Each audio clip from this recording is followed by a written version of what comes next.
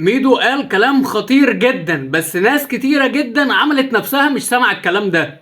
اسمع ميدو قال ايه. الزمالك كل 7 8 سنين بيقدر يبني جيل بمدرب يقدر بعديها يكسب الدوري 5 6 سنين ورا بعض. ما بيحصلش. ما بيحصلش، يتم هدمه عن عمد. وانا ما بقولش ان بيتم هدمه من بره النادي، لا لا لا، انا مش بتاع الكلام ده، من جوه النادي.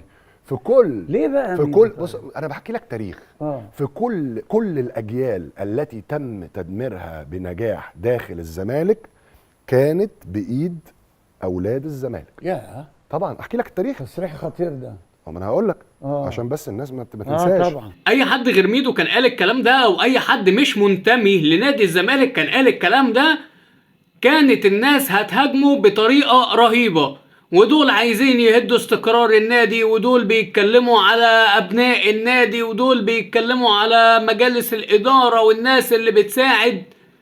لكن الحقيقة اللي ناس كتير قوي ما بتحبش ان هي تعترف بيها، ان اغلب الاشخاص في نادي الزمالك ما بيشتغلوش حبا في نادي الزمالك على قد ما بيشتغلوا حبا في المناصب، او حبا في ان يتقال فلان الفلاني عمل كذا للنادي، فلان الفلاني هو اللي ودى النادي، هو اللي جاب للنادي، هو اللي عمل للنادي.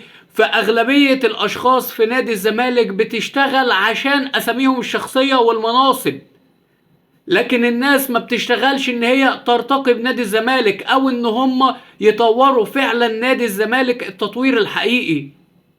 اغلب المشاكل اللي حصلت حتى لما تم عزل مجالس ادارات نادي الزمالك كان ليها اسباب، واسبابها كانت من جوه نادي الزمالك نفسه.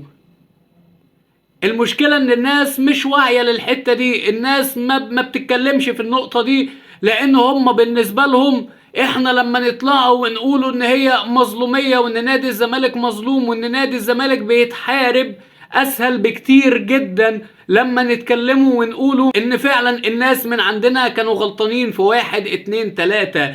قليل جدا، ويمكن النسبة لا تتخطى 5% من الناس اللي بتساند نادي الزمالك، او الناس اللي موجودة في الادارة بتاعت نادي الزمالك اللي بيعترفوا بوجود الاخطاء فعلا.